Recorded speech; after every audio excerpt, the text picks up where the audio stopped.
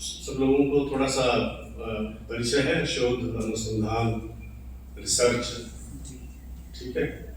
तो सबसे पहली जो बुनियादी बात ये है कि जिसको हम रिसर्च कहते हैं, उसको लेकर के बहुत सारे हमारे जो छात्र हैं वो कभी कभी बड़ी ही नई स्थापनाएं देने का प्रयास कर लेते हैं। तो इसलिए जो इसकी एटिमोलॉजी है, जो व्युत्पत्ति है इस शब्द की, रिसर्च की या अनुसंधान शोध की, तो इसको मुझे लगता है कि पहले स्पष्ट करना चाहिए।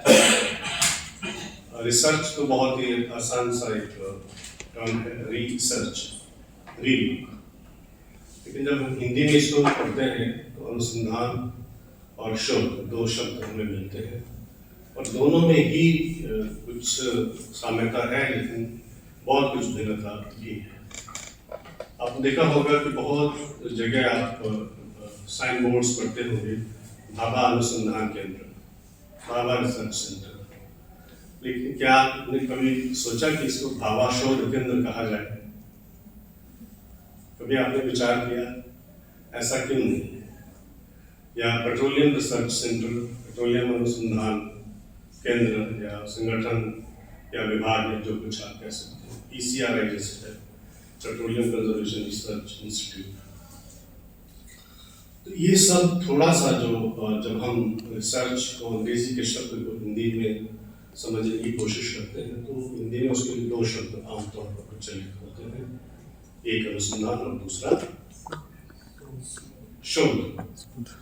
तो इसमें थोड़ा सा जो बुनियादी अंतर ये है कि अनुसंधान, मुझे लगता है अगर संस्कृत की पृष्ठभूमि है तो अंग्रेजी पर भी लागू हो जाती है, संस्कृत व्याकरण की, तो इसमें अनु उपसर्ग है और दूसरा शब्द है संधान, जो एक तरह से किसी चीज को सुधारना, ठीक करना, उसके अंदर अन्वेषण करना, जानकारी हासिल करना, उसका विश्लेषण करना, उसका एक नियमबद्ध पद्धति से विश्लेषण करना। तो अनुसंधान, अनुसंधान के बाद जो प्राप्त होता है वो आपका अनुसंधान है। लेकिन शोध में जब जो कुछ हमें अनुसंधान के बाद प्राप्त होता है उसका बड़ी बारीकी, बड़ी गहराई से विश्लेषण करना, उसके जो विभिन्न संभाग हैं, उसके कंपोनेंट्स, अंग उपांग हैं, उन पर जब आप विचार करते हैं कि हमें इस अनुसंधान से क्या प्राप्त हुआ है, तब हम उसको एक मंथन करते हैं, उसके अंदर जाकर के उसके जो विभिन्न पहलू हैं। कहने का मेरा तात्पर्य ये है कि अगर ज्ञान की चर्चा की जाए तो ज्ञान जो है वो क्या है। एक हम जब एमनेटिंग न्यू नॉलेज की बात करते हैं, और सबसे बुनियादी पहलू ये है कि जब हम शोध के लिए किसी विषय के निर्धारण की बात करते हैं, या वैसे ही समझ लीजिए कि आप शोध करने के लिए विचार करते हैं, तो आपके मन में क्या आता है? सबसे पहले विषय नहीं आएगा, सबसे पहले प्रश्न ये आता है कि मुझे क्या करना है, क्यों करना है, कैसे करना है, कब करना है, तो बाद में विषय आता है। तो सबसे पहला जो महत्वपूर्ण विचार का बिंदु है वो ये है कि मैं कर क्या रहा हूँ। मैं आपसे सहमत हूँ कि अगर आप MA के विद्यार्थी हैं, जाहिर है कि आपको एक परियोजना और एक डिसर्टेशन, लघु शोध प्रबंधन निर्मित करना है। अगर PhD के हैं शिक्षार्थी हैं, विद्यार्थी हैं, तो जाहिर है कि आपको एक थीसिस, एक बृहदाकार शोध प्रबंधन निर्मित करना है। लेकिन वो ठीक है, लेकिन आप जिस भी विषय का चयन करेंगे, आप शोध क्यों कर रहे हैं? क्या केवल उपाधि के लिए, या आपकी कोई और इच्छा है, कोई और उसका उद्देश्य है? क्योंकि जब आप रिसर्च करते हैं, अनुसंधान करते हैं, शोध करते हैं, तो ये आवश्यक नहीं है कि आप केवल एक प्रोजेक्ट के लिए, परियोजना कार्य के लिए आप शोध करें, एक डिसर्टेशन के लिए शोध करें। ये शोध आप अपने किसी अन्य उद्देश्य के लिए भी कर सकते हैं। एक शोध पत्र लिखने के लिए भी शोध आप करेंगे, रिसर्च करेंगे, अनुसंधान करेंगे। तो सबसे पहला जो आपका दायित्व मुझे लगता है बनता है वो ये है कि आप ये तय करें कि मुझे ये जो उद्यम मैं लेने जा रहा हूँ, इसका उद्देश्य क्या है। दूसरा महत्वपूर्ण पक्ष ये है कि उससे आपको प्राप्त क्या होगा, क्या प्राप्त होगा, क्या उपाधि प्राप्त होगी, क्या आपका कोई जो शोध पत्र है, शोध आलेख है, वो प्रकाशित हो जाएगा, जिससे कि आप अपने पीएचडी के कार्यक्रम में एक योग्यता को प्राप्त कर सकें, या कुछ और प्राप्त होगा। तो सबसे पहला बिंदु है कि आपका उद्देश्य उपादेय, आपका उसमें इनकलाब किस तरह पूरा होगा, ये तय करना बहुत आवश्यक है। ये आवश्यक बिंदु आपका तय हो जाएगा तो आपको ये मालूम रहेगा कि मुझे अब क्या करना है, कैसे करना है। अगर आपको ये मालूम है कि मुझे एमए के डिसर्टेशन के लिए लघु शोध प्रबंध बनाना है, तो आपको शायद ये मालूम होगा कि एक सेमेस्टर का ये काम है, तो आपको 6 महीने में वो काम करना है। तो जब आप ये विचार करेंगे कि मेरा विषय कैसा हो, तो सबसे उसके पहले जो पूर्वाग्रह था, एक जो उसमें निश्चय करना है आपको कि मैं ऐसा काम करूं जो 6 महीने में पूरा हो जाए। ठीक है, ऐसा नहीं है कि मैं पूरे पीएचडी के आकार का विषय ले लूं जिसको पूरा करने में 3 से 5 वर्ष लगते हैं, और फिर जो मेरा एमए में डिसर्टेशन का काम था, लघु शोध प्रबंध का काम था, वो पीछे छूट गया। दूसरा महत्वपूर्ण निर्णय आपको ये करना है कि अगर मुझे 6 महीने के लिए ये समय मिला है, तो समय जो है वो बहुत महत्वपूर्ण संसाधन है। तो मेरा कहने का उद्देश्य ये है कि सबसे पहले आप ये तय करें कि मेरा उपादेय क्या है, मेरा इससे क्या एक लाभ होने वाला है, यानी किसके लिए है। क्योंकि व्यक्ति जब तक तो कुछ श्रम नहीं करेगा, कुछ ना कुछ उसका उद्देश्य होगा, तभी वो श्रम करेगा, काम करेगा, प्रयत्न करेगा। जब ये तय हो जाए तो फिर आपको ये देखना है कि मुझे इसके लिए किस तरह के संसाधन उपलब्ध हैं। जो उपलब्ध नहीं है उनकी तो बात हम बाद में करेंगे, पहले उपलब्ध क्या क्या है। सबसे महत्वपूर्ण संसाधन जो रिसोर्स होता है हमारे पास किसी काम को करने के लिए, वो होता है समय। और चूंकि आप अकादमिक अपनी उपलब्धि के लिए काम कर रहे हैं, तो आपको ये पता रहेगा कि मेरे पास 6 महीने का समय है या 3 साल का या 2 साल का, जो भी आपके सामने है। तो आप उसी को आधार मान करके अपने विषय का रूप, आकार, उसका आयाम, उसके जो अलग अलग विस्तार के चरण उनका निर्णय करेंगे। तो ये तय करना बहुत आवश्यक है। तीसरा जो संसाधन का दूसरा रूप आता है वो ये है, एक तो मानवीय संसाधन है, एक वित्तीय संसाधन है, और तीसरे संसाधन है जानकारी के, इंफॉर्मेशन के, जो आपको जिसको हम कहते हैं संदर्भ कहाँ से मिलेंगे, सूचनाएं कहाँ से मिलेंगी। ये बड़ा महत्वपूर्ण जो है वो संसाधन है।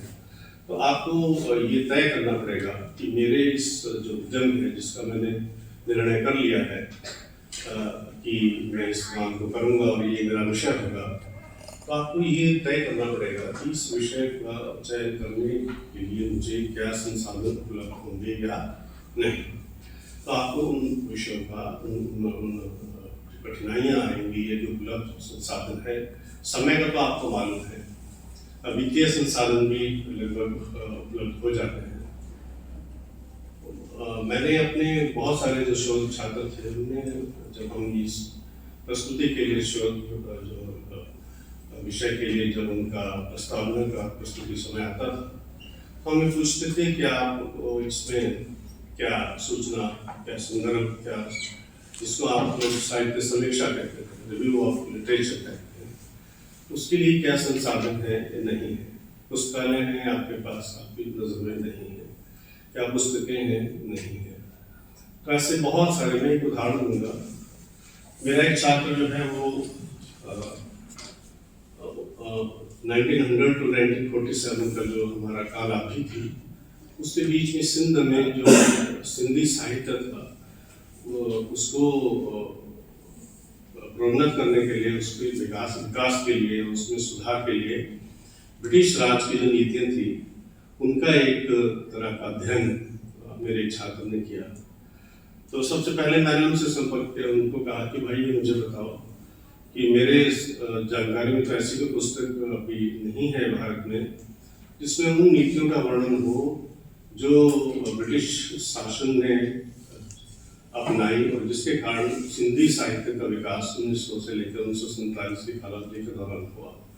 उसके बाद भले ही हुआ होगा, भारत सरकार में भी हुआ होगा और पाकिस्तान में भी हुआ होगा। तो मेरे छात्र ने बहुत उसमें मेहनत की और अंततः उसने कहा कि सर आप बिल्कुल ठीक कह रहे हैं, लेकिन अच्छी बात यह है कि इसके लिए जो पाकिस्तान के कुछ विश्वविद्यालय हैं वहाँ बहुत काम हुआ है और वहाँ इसके ऊपर जो है दस्तावेज है, और जो ब्रिटिश राज के जो दस्तावेज है उनमें इस बात का काफ़ी प्रमाण मिलता है कि बहुत सारी नीतियाँ ऐसी बनी जिनसे सिंधी भाषा साहित्य को विकसित करने के लिए, संरक्षित संवर्धित करने के लिए बहुत मदद मिली। तो उन्होंने वहाँ से बहुत सारी पुस्तकें मंगवाई। अब उसका जो मैं कहने का मेरा भाव ये है कि उनको बहुत सारा उसके लिए धन पे करना पड़ा, समय लगाना पड़ा, और चूंकि उनके संपर्क थे तो इसलिए वो संभव हो पाया। तो कई बार ऐसा हो जाता है कि हम ऐसे विषय का चयन कर लेते हैं जिसके लिए हमें भले ही जो सहायक सामग्री है, संदर्भ सामग्री है, वो हमें लगता है कि उपलब्ध है, लेकिन विषय की अनुरूपता के आधार पर क्या वो प्रासंगिक, उपयोगी, पर्याप्त होगी कि नहीं, ऐसा भी आपको विचार करना चाहिए, बहुत आवश्यक है। इस तीसरी बात जो महत्वपूर्ण बात में हमेशा हम अपने छात्रों से हमेशा कहते रहे हैं कि आप इसकी अपने जो परियोजना या जो शोध प्रबंध है वो लघु हो चाहे बृहद आकार हो, इसके लिए एक रिवर्स काउंटिंग, उल्टी गिनती का कार्यक्रम तैयार कीजिए। अगर आपको ये मालूम है कि 6 महीने में मुझे लघु शोध प्रबंध तैयार करना है, तो आप ये मान के चलिए कि मेरा अंतिम काम क्या होगा।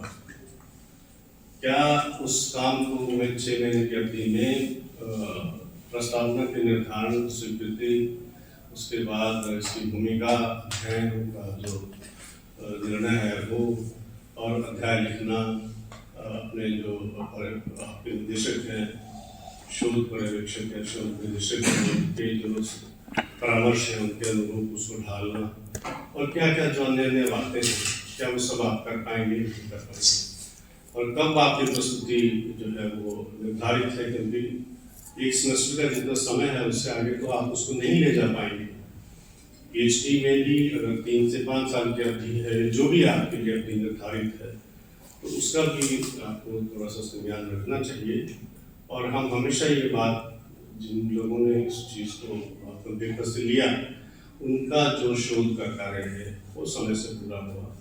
तो ये शोध के लिए विषय के निर्धारण से बात प्रारंभ होती है, और उसका पहले से ही संबंध उसके जो परिणति है, शोध प्रबंध तैयार हो जाएगा, उसकी प्रस्तुति तब संभव हो पाएगी जब आपका विषय का जो चयन है वो व्यवहारिक होगा।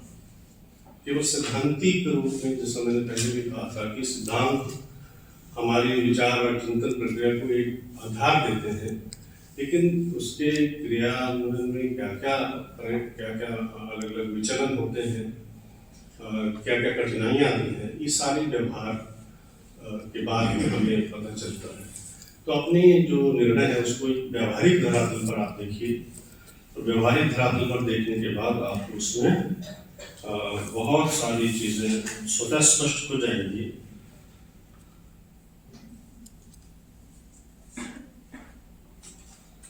मैंने बहुत सारे नोट्स बना रखे हैं, लेकिन मुझे लगता है इनके लिए समय नहीं है।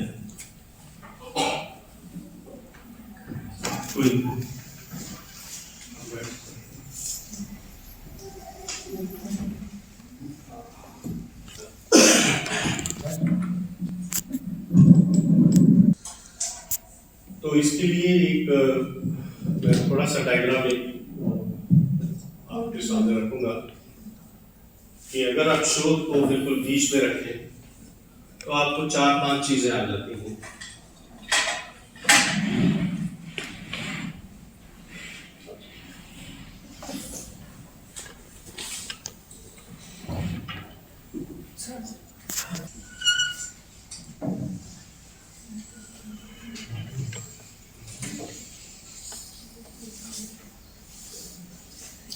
तो इसमें सबसे पहली बात जो आती है वो आती है क्या करेंगे आप। ये जो बिंदु है ये आ जाएगा क्या करेंगे। दूसरा बिंदु आ जाएगा क्यों करेंगे, जो मैंने अभी बात की। तीसरा बिंदु आपका आ जाएगा कब करेंगे। ये आपको ध्यान, खास तौर पर जब हम शोध या रिसर्च के विषय के चयन की बात करते हैं तो हम ये कोशिश करते हैं कि जो पहले के हमारे 3 सेमेस्टर हैं उसमें कुछ ना सोचें शोध के बारे में। केवल आखिरी सेमेस्टर में जब हम पहुंच जाते हैं तब हमें लगता है कि हाँ मुझे तो एक शोध प्रबंध लिखना है, अब इस शोध प्रबंध को मैं कैसे लिखूं। तो तीसरा जो बिंदु है वो है कब। आपको ये थोड़ा सा निर्णय कर लेना चाहिए कि मुझे क्या करना है और किस करना है। चौथा बिंदु है कैसे करना है, ये आपका कैसे करना है। और पांचवा बिंदु हो जाएगा कहाँ। तो अगर पहले की बात की जाए कि मुझे क्या करना है, शोध प्रबंध आपको बनाना है, शोध करना है, क्यों करना है। तो मैंने जैसे आपसे पहले कहा कि आपका उद्देश्य क्या है, क्या आप रिसर्च पेपर लिखने जा रहे हैं या क्या आप एक MA की उपाधि के लिए इसको बनाने जा रहे हैं या क्या PhD कार्यक्रम के लिए इसको कर रहे हैं या आप किसी परियोजना से जुड़े हुए हैं उसके लिए आप एक शोध पत्र बना रहे हैं, रिसर्च पेपर लिख रहे हैं, या कोई प्रोजेक्ट है, प्रोजेक्ट के लिए कोई एक कंपोनेंट है, संभाग है, उसमें आपका शोध का कुछ भाग है, उसको आप पूरा करते हैं। अब कब करेंगे तो ये आपको तय करना है कि अगर आपको चौथे सेमेस्टर में करना है तो विषयों पर जो विचार है वो दूसरे सेमेस्टर से ही शुरू हो जाना चाहिए कि अगर मुझे ये डिसर्टेशन तैयार करना है तो क्या डिसर्टेशन मैं बना सकता हूँ। चौथे सेमेस्टर में आते आते समय क्या होगा, या इनरोलमेंट जब आपका नामांकन होता है तो तब आपको एक शोध प्रस्ताव प्रस्तुत करना होगा और उस प्रस्ताव में आपको वो सब चीज़ें देनी होंगी जो आपको आगे करनी है। तो उसके लिए थोड़ी लंबी तैयारी हो तो आपकी प्रस्तुति अच्छी रहती है। अब कैसे होगा ये अगर आप विचार नहीं करेंगे, अब अगर आप ये करेंगे मुंशी प्रेमचंद के साहित्य का एक अवलोकन मान लीजिए, तो वो इतना बड़ा विषय है कि आप किन किन जो उनके लेखन के आयाम हैं उनको उसमें शामिल करेंगे। तो आपको ये निर्णय करना है कि क्या आलोचना की दृष्टि से देखा जाए, कहानी के शिल्प की दृष्टि से देखा जाए, गद्य साहित्य को जो उनकी देन है, उनका जो अवदान है उसकी समीक्षा की जाए या क्या किया जाए। फिर कैसे करेंगे आपका मतलब ये कि आपको संसाधन कहाँ से मिलेंगे। अब देखिए, मुझे बहुत साल पहले का एक आर्टिकल है, लेख मैंने पढ़ा था जिसमें शोध को लेके एक बड़ी चिंता भी थी और वो चिंता इतनी मुझे अच्छी लगी कि मैंने उसको बार बार पढ़ा। उसमें लिखा था कि शोध की दिशा और दशा को लेकर के गंभीर चिंता जाहिर की गई थी। उसमें कहा कि रामायण और महाभारत पर लगभग 10-10 हजार रिसर्च डिसर्टेशन और थीसिस लिखे जा चुके हैं, लेकिन दुख ये होता है कि एक में भी जो गंभीर मुद्दे हैं उन पर विचार नहीं है।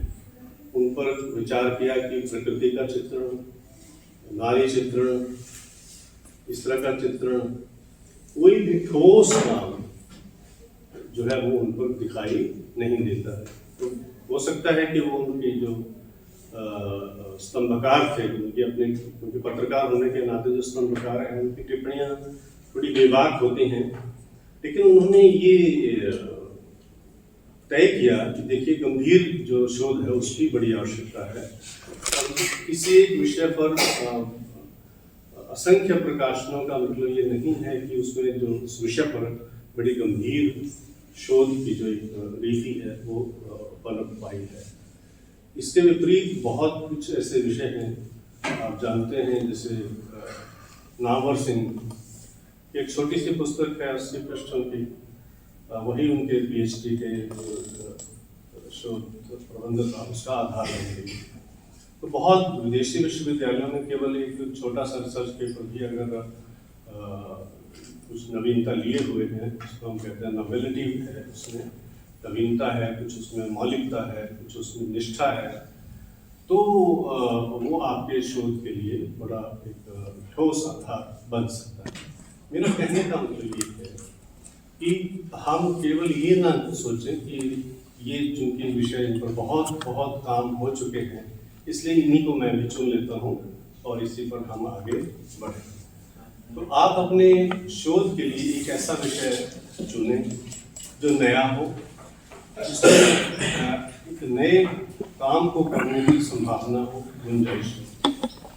आजकल जो एक ये अंतर विषयकता का जमाना है, इंटरडिसिप्लिनरिटी का जमाना है, बहुत सारे विषयों का जो समायोजन और उनका समेकन हो रहा है, मानविकी के साथ समाजशास्त्र के विषयों का अध्ययन हो रहा है, ये हो रहा है कि नहीं हो रहा है? एनईपी में शुरू हो गया। आप थोड़ा थोड़ा दीजिए, समझ दीजिए कि हो रहा है नहीं हो रहा है, हो रहा है। और अच्छी बात ये है कि साहित्य का विद्यार्थी पर्यटन पाठ्यक्रम है उनको भी पढ़ रहा है, क्योंकि उसमें जो लाइफ स्किल हैं, जीवनोपयोगी जो कौशल हैं, उनकी आवश्यकता हो गई है। तो ये बड़ी अच्छी बात हुई है कि हम अपने आप को ज्ञान की दृष्टि से एकल नहीं पाते, अन्य विषयों से भी हमारा संपर्क होता है। और हमारे दौर में तो हमने पीएचडी के बाद अध्यापन कार्य भी कई वर्षों तक किया, तब तक हमें कंप्यूटर का कोई ज्ञान नहीं था। लेकिन तब हम कोई चीज़ अगर लिखनी होती तो उसको बार बार लिखना पड़ता है, बार बार उसको नष्ट करना पड़ता है, और फिर कई बार मैंने अपने पीएचडी का थीसिस 5 बार टाइप किया, और संस्कृत भी उसमें थी, अंग्रेजी भी थी। तो अच्छी बात ये थी कि मेरे पास एक ऐसा टाइपराइटर था जो संस्कृत भी टाइप कर लेता था और हिंदी भी, देवनागरी भी और रोमन भी मैं कर पाया। लेकिन बहुत सारे बच्चों को, बहुत सारे शोधार्थियों को इसी बात की मुश्किल हो जाती है। मेरा कहने का भाव ये है कि आज जो हमारे पास सुविधाएं हैं, ये सुविधाएं हमें अच्छा विषय कैसे चयन करें, इसके लिए काफ़ी मददगार सिद्ध हो जाती है। क्योंकि जो नवीनतम प्रौद्योगिकी है सूचना तंत्र के तौर पर, जो हमारे सामने कंप्यूटर है, संगणक भी जिसको हम कहते हैं कभी कभार, तो ये बहुत एक महत्वपूर्ण उपागम आपके सामने है और आप लोग सब उससे परिचित हैं, ये अच्छी बात है। तो आप लोगों को विषय चयन के लिए आज सूचना का तो अनंत भंडार है। अभी गृह मंत्रालय ने एक छोटा सा सॉफ्टवेयर जारी किया है, जो काम हुए हैं अनुवाद की दृष्टि से या राजभाषा की दृष्टि से, हिंदी संबंधी जो भी काम हुए हैं, उनका जो कॉर्पस है, जो भंडार है सूचना का, उस पर आधारित है। तो आप उसका लाभ ले सकते हैं। तो मैं उसका लिंक मेरे पास अगर हुआ भी तो मैं दे दूंगा आपको, नहीं तो आप ढूंढ सकते हैं। नाम क्या? कंठस्थ, और उससे 3 या 4 वर्षन आ चुके हैं। और उसमें अच्छी बात यह है कि जो किसी ने आज से 15 साल पहले कोई ट्रांसलेशन किया था किसी चीज़ का, किसी राजभाषा को लेकर कोई लेख लिखा था, उसका सारे का भंडार उसमें है। और उस भंडार में से वो आपको, जैसे कि आप उसको क्लिक करेंगे, वो सूचना आपको मिल जाएगी। 3.2 शायद लेटेस्ट अभी लॉन्च तो नहीं हुआ है।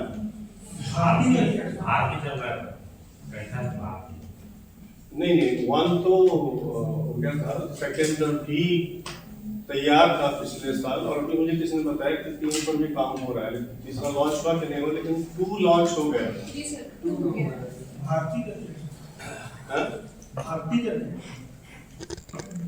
भारती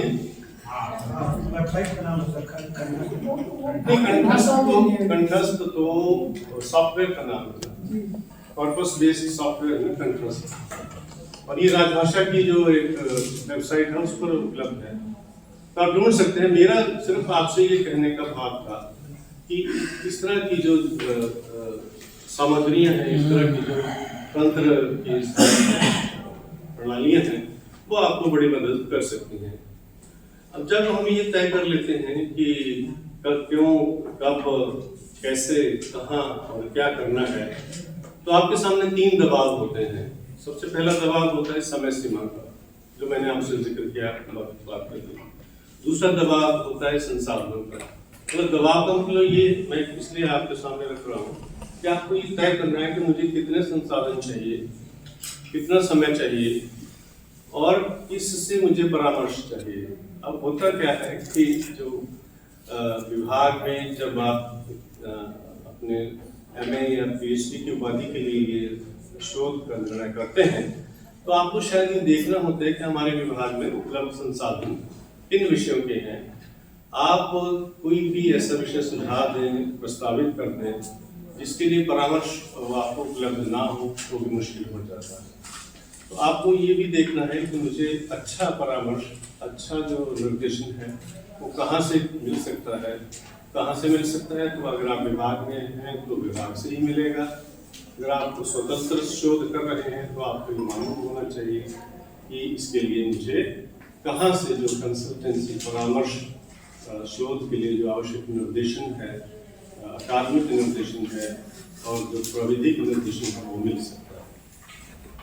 फिर तीसरी जो बात सबसे महत्वपूर्ण यह है कि आपको ये तय करना होता है कि आप करेंगे क्या करेंगे। विषय जो आपने सोच लिया कि ये विषय है, समय सीमा का भी आपको मालूम पड़ गया, तो आपको ये 3-4 चीजों पे, क्या ये जो अध्ययन है मात्रात्मक होगा।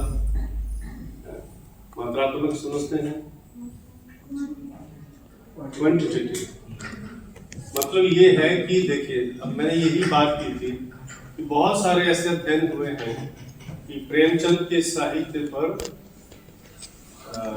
आलोचना ग्रंथों की विवेचना, तो उसमें सबसे पहले जो ग्रंथों की सूची है उसका एक जो संख्याकरण होता है, जिस ऐसा शोध जिसमें हम आम तौर पर विश्लेषण करते हैं, एनालिसिस करते हैं, जो समाज शास्त्र के विषयों, विज्ञान के विषयों, प्रौद्योगिकी के विषयों, प्रबंध विज्ञान के विषयों पर अधिक लागू होता है। और मानविकी के जो विषय हैं उन पर ये थोड़ा सा, मैंने चूंकि चर्चा के क्रम में मैंने सोचा कि इसका उल्लेख मैं कर दूं कि मात्रात्मक क्या है, तो दूसरा जो, तो ये उन विषयों के लिए अधिक उपयोगी एक शोध की जो विधि या प्रविधि मानी गई है। ह्यूमैनिटीज के लिए मानविकी के अंतर्गत जो विषय आते हैं जिनमें हिंदी संकाय बड़ा महत्वपूर्ण और प्रमुख विषय है, इसके लिए हम आमतौर पर गुणात्मक शोध करते हैं, क्वालिटेटिव। तो गुणात्मक शोध में जो है वो अधिक जो ध्यान दिया जाता है वो दिया जाता है रचना धर्मिता, रचना के सौंदर्य, रचना की उपादेयता, उसके जो अन्य लेखन की दृष्टि से शैली इत्यादि जो गुण हैं उनका जब आप विवेचन करते हैं, उनकी कथित वस्तु का आप विवेचन करते हैं, उसका विश्लेषण करते हैं, तो इस प्रकार का जो शोध है वो गुणात्मक शोध की श्रेणी में आता है। तीसरा जो शोध है वो दो ये प्रकार ऐतिहासिक और वर्णनात्मक, हिस्टोरिकल और डिस्क्रिप्टिव रिसर्च है। ये आमतौर पे समाजशास्त्र या इतिहास या राजनीति विज्ञान इत्यादि विषयों में अधिक प्रचलित है। लेकिन एक जो शोध आमतौर पर साहित्य के विद्यार्थी अक्सर लेते हैं, अब आप लिख देंगे कि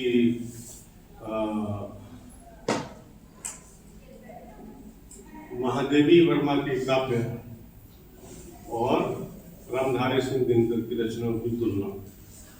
तो जो ये तुलनात्मक अध्ययन है, कंपैरेटिव स्टडी है, एक तो जो मानविकी के जो विषय हैं इनमें आमतौर पर देखा गया है कि तुलनात्मक अध्ययन भी काफी संख्या में है। ऐसे ही इसमें जो एक और परिपाटी इसमें शोध के स्वरूप को लेकर है वो होती है एक अध्ययन, एक स्टडी, एक विश्लेषण, एनालिसिस, एक कंपैरेटिव स्टडी, तुलनात्मक अध्ययन। तो ये जो तुलनात्मक अध्ययन है ये दो रचनाओं के किन्हीं एक समान पक्षों को लेकर के उनका अध्ययन करके जो शोध के निष्कर्ष है उनको, तो आप ये तय कीजिए कि आप क्या करना चाहते हैं, कौन सी विधि को अपनाना चाहते हैं। और ऐसा नहीं है कि इन तीनों की एक बड़ी जड़ता की जो एक विभागीय परंपरा है, ऐसा नहीं है। आप एक मिश्रित पद्धति को भी ले सकते हो कि जो अधिकतर गुणात्मक हो, लेकिन बीच बीच में जहाँ ये बताना आवश्यक हो कि मेरे शोध के विषय के अंतर्गत मैंने किन किन पुस्तकों का अध्ययन किया, तो वहाँ थोड़ा बहुत जो आपका डेटा है, जो आंकड़े हैं, वो आपकी मात्रात्मक पद्धति के लिए भी अनुकूल हो सकते हैं। तो मेरा कहने का ये है कि शोध के स्वरूप का निर्धारण करते समय आपको ये बड़ी संजीदगी, बड़ी गंभीरता से देखना है कि मैं किस तरह का शोध करूँगा या करूँगी। क्या मात्रात्मक होगा, क्या गुणात्मक होगा, क्या मिश्रित पद्धति को अपनाना है, क्या तुलनात्मक पद्धति को अपनाना है, या फिर जैसे स्वतंत्रता संग्राम की अवधि आप कुछ समय दे दें में हिंदी रचनाकारों की भूमिका, ऐसा भी कुछ आप जो है वो शोध का विषय चयन कर सकते हैं। तो उसमें आपको क्या होगा कि कालखंड आपके सामने होगा, उस कालखंड में उस समय की जो अवधि है, अंतराल है, उसके बीच में आपको जो मात्रात्मक जानकारी, आंकड़े भी चाहिए और गुणात्मक इसलिए चाहिए कि जो योगदान का जो आप आकलन करेंगे वो आपको गुणात्मक दृष्टि से देखना है, लेकिन कौन कौन सी रचनाएं हैं ये आपका मात्रात्मक या क्वांटिटेटिव जो है वो अध्ययन होगा। तीसरा जो सब एक और बड़ा महत्वपूर्ण प्रश्न ये होता है, जब आप शोध के लिए कोई विषय मान लीजिए अपने मन में तय कर लेते हैं, तो उसके आधार क्या है,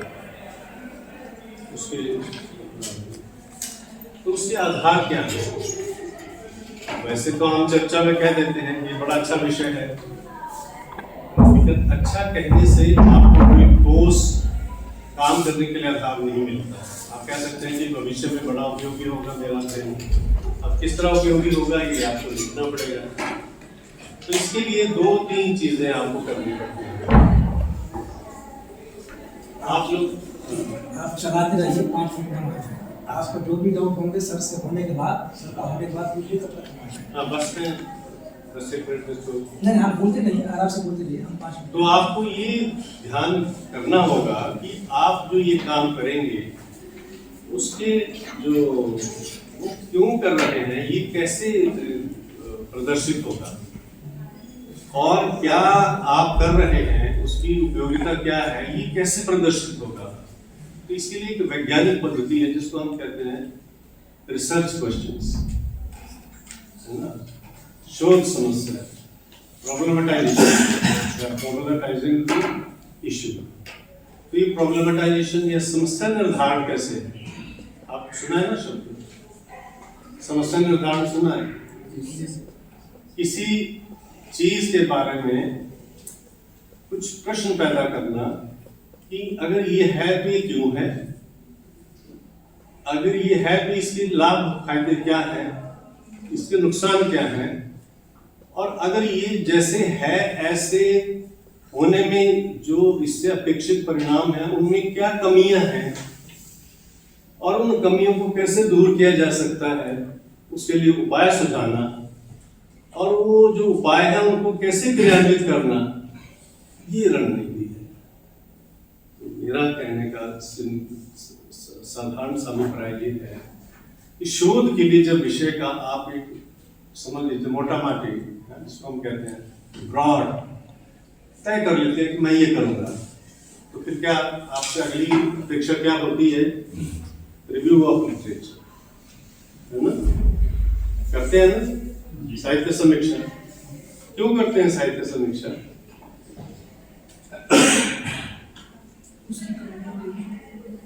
ये देखने के लिए कि जो मैंने प्रस्तावित विषय किया है उस पर कितना काम पहले से हुआ है, यही होता है ना। जब उस ये देखते हैं कि उस पर कितना काम हुआ है, तो आप क्या करते हैं, साथ ही ये मालूम करते हैं कि इस काम के लाभ क्या हुए हैं, है ना। वाल्मीकि रामायण पर अगर काम हुआ, संस्कृत वाले वर्षों पे काम हुआ, तो क्या इससे संस्कृत और हिंदी की जो दोनों भाषा की जो नजदीकी है वो बढ़ी है, क्या संस्कृत का जो मूल भाव है वो हिंदी में आने से और व्यापक जन समुदाय तक पहुंचा है, या और भी बहुत सारे उसके पक्ष हो सकते हैं। अगर ऐसा नहीं हुआ तो क्यों नहीं हुआ?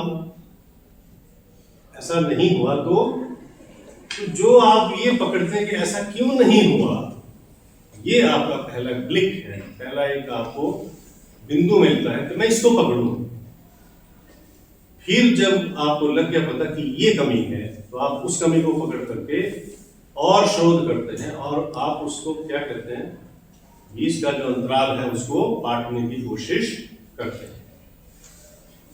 तो कैसे करेंगे? तो आप बहुत सारे स्रोत, संदर्भ ढूंढेंगे, वहां से जानकारी लाएंगे उस विषय से संबंधित और उसको उस संदर्भ के साथ जोड़ेंगे।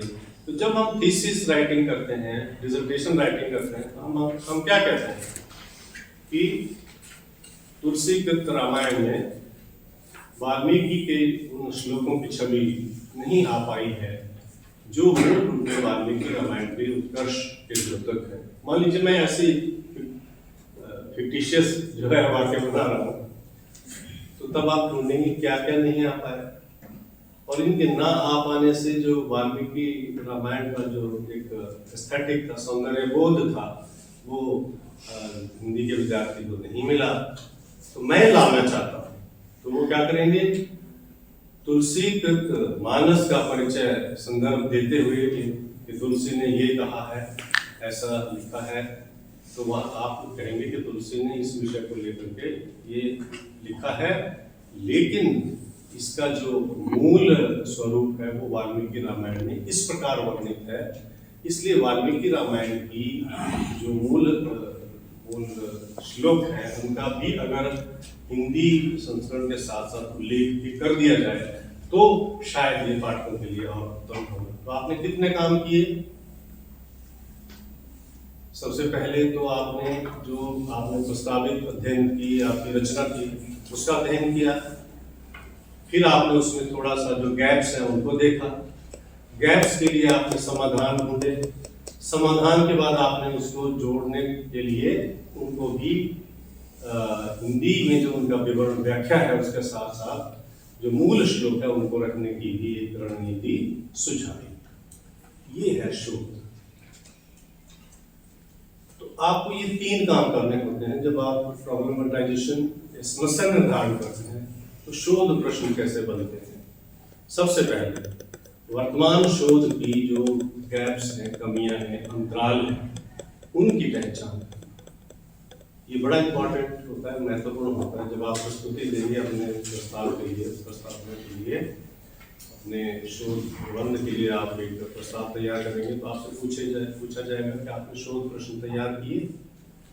तो शोध प्रश्न तैयार करने का उद्देश्य यही होता है कि जो शोध का विषय चुन रहे हैं, आपने उसका अध्ययन कर लिया। उसका अध्ययन आप तब करेंगे जब साहित्य समीक्षा करेंगे।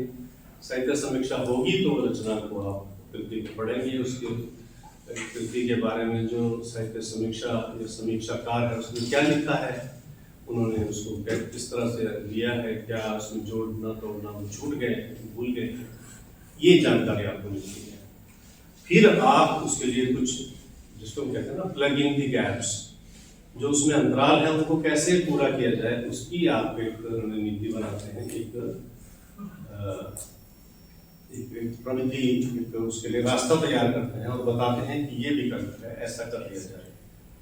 तो पहले शोध, वर्तमान शोध में कमियां। वर्तमान शोध का मतलब होता है जो टॉपिक इन रिसर्च इन है, जो विषय जिस पर आपने निर्णय कर लिया कि मैं इस पर काम करूंगा, उसमें जो अब तक शोध हुए हैं उससे संबंधित साहित्य की समीक्षा के बाद जो आपको कमियां, अंतराल उसमें नजर आएंगे, उनका निर्धारण। ठीक है, ये शोध प्रश्न तैयार करने का, शोध प्रश्न बनाने का पहला चरण। कमियों के कारण और उनके कमियों को अगर दूर कर दिया जाए तो उसके फलस्वरूप क्या प्रभाव उत्पन्न होगा, इसका अध्ययन।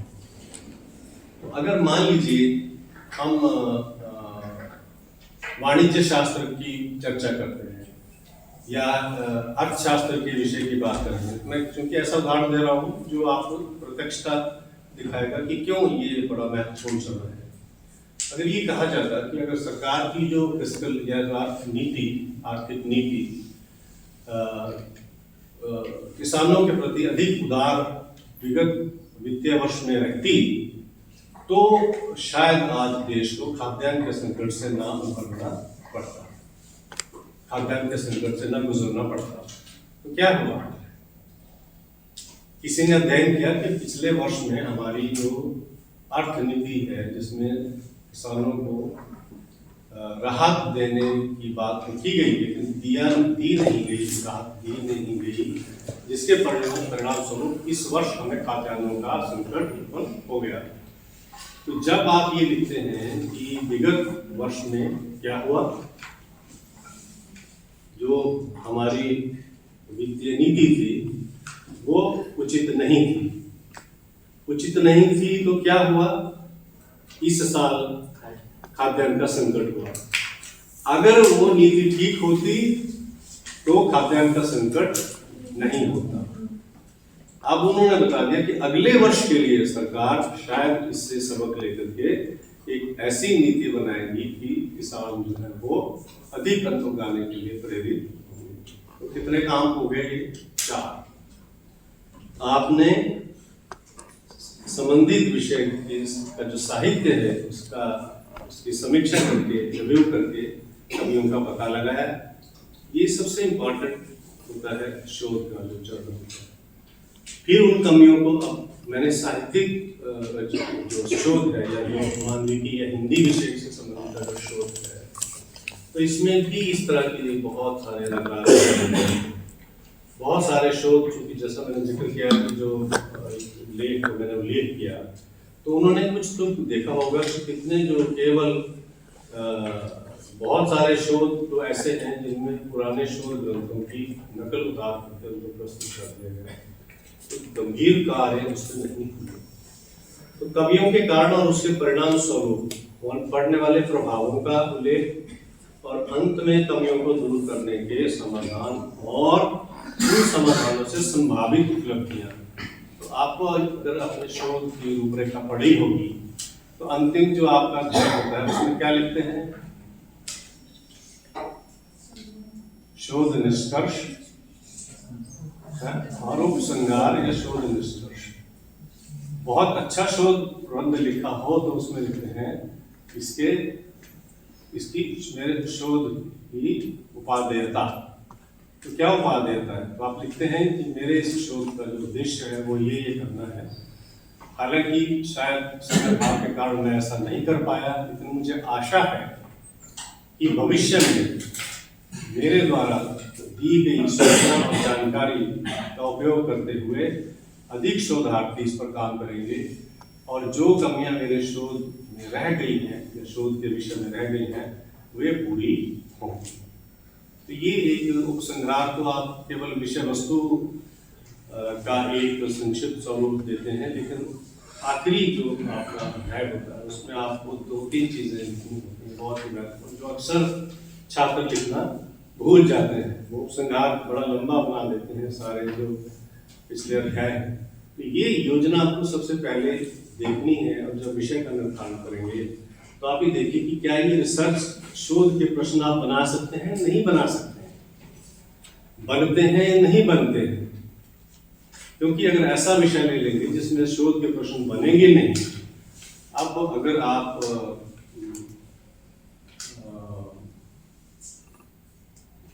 केदारनाथ सिंह की कविता की आलोचना शुरू कर देंगे। उनकी एक कविता थी कपास, पढ़ी आपने? बहुत अंतिम दिनों की कविता, इतनी सुंदर है, बहुत जैसे कपास उन्होंने इसमें उनकी जो विषय वस्तु भी ऐसे जैसे कपास कोमल छुई हुई, तो उनकी कविता भी लगभग वैसी ही। तो हमें उनके जो आखिर का जो महीना था उसमें अपने विभाग में आमंत्रित करके सुनने का मौका मिला, बहुत अच्छा लगा। मैं कहना ये चाहता हूँ कि अगर उनकी कविता के सौंदर्य की आलोचना हम और आप करना शुरू कर दें तो बड़ा मुश्किल होगा। हमारे पास शायद वो आधार अभी हमारे अनुभव और अध्ययन की कमी के कारण वो आधार हो भी सकते हैं, कुछ जो गंभीर दृष्टि रखते हैं, लेकिन अधिकतर अभी जो परिपक्वता है हमें उन रचनाओं की तीक्ष्ण आलोचना करने को हमारे अंदर शायद नहीं है। और अगर है तो बहुत अच्छी बात है, उसको तो स्वागत है। तो होता क्या है कि जब आप कोई विषय चुनते हैं तो ये आपको देखना है कि क्या इसमें मैं रिसर्च क्वेश्चन बना सकता हूँ, शोध प्रश्न बना सकता हूँ या नहीं।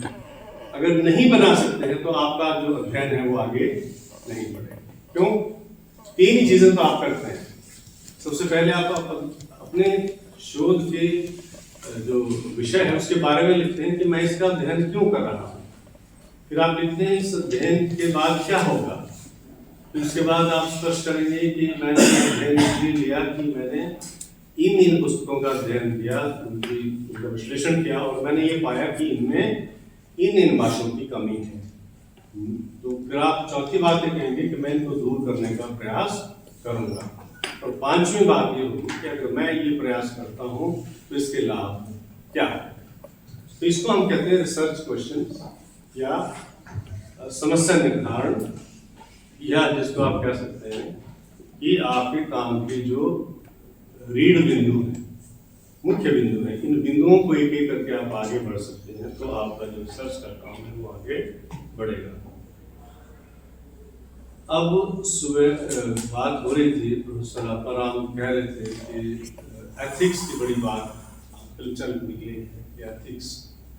तो मैं इस विषय पर ज़्यादा तो इसलिए नहीं कहूँगा कि पहले से ही यूजीसी ने 2 क्रेडिट का पाठ्यक्रम इसके निर्धारित किया है, रिसर्च एथिक्स का, रिसर्च पब्लिकेशन एथिक्स। आप परिचित हैं जी? तो जो पीएचडी वाले हैं उनको तो करना आवश्यक है, तो किया है, किसी ने कर दिया है। तो आप थोड़ा बताइए कैसे आपको लगा, उसमें क्या? सर, पब्लिकेशन एथिक्स बताया जाता है कि जब भी रिसर्च लिखी जाती है तो उसमें किन एथिक्स का ध्यान रखा जाना चाहिए कि अगर घोस्ट राइटिंग वगैरह नहीं होना चाहिए और किसी और से लिखवाना नहीं चाहिए। इस तरह ठीक है। हाँ। मैं इस एथिक्स के संदर्भ के बारे में बताया जाता है कि संदर्भ किस प्रकार से लेना चाहिए। प्लेगरिज्म नहीं होना चाहिए, प्लेगरिज्म की मात्रा होती है 20% से ज़्यादा नहीं होना चाहिए। और प्लेगरिज्म को मापने के लिए आपको एक मूक्स का पाठ्यक्रम आजकल उपलब्ध है जो रिसर्च में प्लेगरिज्म को लेकर के ही है। 14 वीक्स का ये पाठ्यक्रम है। तो चलो वो पीएचडी के कोर्स वर्क से पहले ही शायद ये कोर्स वर्क के साथ ही कंप्लीट करवाया। तो ये कोर्स वर्क का एक हिस्सा है। हमारे इग्नू में मैं था तो हमारे यहाँ ये 16 क्रेडिट के साथ 2 क्रेडिट का ओवर एंड अबव कंपोनेंट था। तो अलग अलग विश्वविद्यालयों में, लेकिन हर विश्वविद्यालय में 2 क्रेडिट का रिसर्च पब्लिकेशन एथिक्स का जो कोर्स है वो कराया जाता है। बहरहाल ये तो जो इन्होंने आपको बता दिया कि इसमें क्या क्या है सामान। मेरा थोड़ा सा इसमें जो मैं कुछ जोड़ूंगा, मैं इसके ऊपर मेरा कोई कमेंट नहीं है, टिप्पणी नहीं है, मैं थोड़ा और जोड़ूंगा। मैं चूंकि अनुवाद का विद्यार्थी हूँ तो हमने ये देखा कि अनुवाद के बारे में हम कितनी भी छूट ले लें, है ना, तो यही बात आपके शोध प्रबंध निर्माण पर भी लागू होती है कि आप किसी की कितने भी आलोचना करते हैं, लेकिन जो अच्छा काम उन्होंने किया है उसका उल्लेख आवश्यक होना चाहिए। उसको आप नजरअंदाज या उसको आप एक तरह से जानते परखते हुए उसका उल्लेख ना करें, ये ही अन्याय होता है। आपने जिन जिन लेखकों, समीक्षकों, जिन जिन स्रोतों से जानकारी हासिल की उनका उल्लेख आमतौर पर कर दिया जाता है, किया जाता है। लेकिन कभी कभी क्या होता है कि हम मूल जो कृति है, मूल जो पुस्तक है, उस तक नहीं पहुंच पाते। ये आपने भी महसूस अनुभव किया होगा। आजकल तो बहुत सारे जो रेफरेंसेस हैं, संदर्भ हैं, वो कैसे दिए जाते हैं। एक जो मूल पुस्तक है उसका रेफरेंस किसी ने दिया, उसका किसी ने दिया। पुस्तक 1911 में या 2011 में प्रकाशित हुई, 2025 तक 20, 25, 30 लोगों ने उसको उद्धृत किया तो हम अंतिम वाले का जो है वो रेफरेंस दे देते हैं। हमारा प्रयास ये होना चाहिए कि अगर वो पुस्तक उसका संदर्भ दीजिए, वो आपका दायित्व है, नैतिक दायित्व है। एथिक्स जो है वो नैतिकता का एक पर्याय तो है, लेकिन नैतिकता की परिभाषा कितनी है ये भी तय होना चाहिए, होना आवश्यक है। मेरा कहने का मतलब ये है कि हम जिन जिन स्रोतों से जानकारी लेते हैं, इसको मैं दूसरे तरह से लेता हूँ कि हमें अपने आत्मा के प्रति अगर हम ईमानदार हैं, मतलब अगर मैं यहाँ से इस जानकारी को हासिल कर रहा हूँ तो मुझे ये कहने में कोई संकोच नहीं होना चाहिए कि मैंने ये जानकारी यहाँ से ली है। यहाँ से ली है तो मैं उसका उल्लेख अगर कर दूँ तो मैं अपने ऊपर कोई बोझ नहीं रखता। तो जब आप रिसर्च पेपर, डिसर्टेशन या थीसिस लिखते हैं तो आपको ये स्पष्ट कर देना चाहिए कि कल को अगर मेरा जो परीक्षक है यहाँ प्रश्न करता है कि इसकी मूल रचना के विषय में आप बताइए, मूल कृति के विषय में बताइए, तो आपको ये अवश्य जानकारी होनी चाहिए। वो जानकारी तभी होगी जब उसको आपने ठीक खोजा होगा और उसका आपने संदर्भ दिया होगा। तो मैं तो मैं ये कहना चाहता हूँ कि जो नैतिकता के जो नियम, कायदे, कानून हैं, जो आमतौर पर समाज शास्त्रीय विषय है ना, तो उसके साथ साथ जो हमारा एक मौलिक दायित्व है, हमारा जो एक नैतिक दायित्व है कि हम जो जानकारी है उसको भी हमें निभाना चाहिए। तो आजकल बहुत सारे इसमें अध्ययन सामग्री उपलब्ध है और उसका भी आपको एक बार ध्यान देना। शुरू में ही मैंने जब विषय निर्धारण की बात की थी तो मैंने आपसे 3-4 बिंदु थे, उसकी चर्चा का जो क्रम था उसको छोड़ दिया। विषय का निर्धारण कैसे करें, ये सारे तो उसके जो परिधि के मुद्दे थे, कब, क्यों, कैसे, कितना, दबाव, संसाधन, ये विचारणीय विषय है जब विषय आपके सामने हो।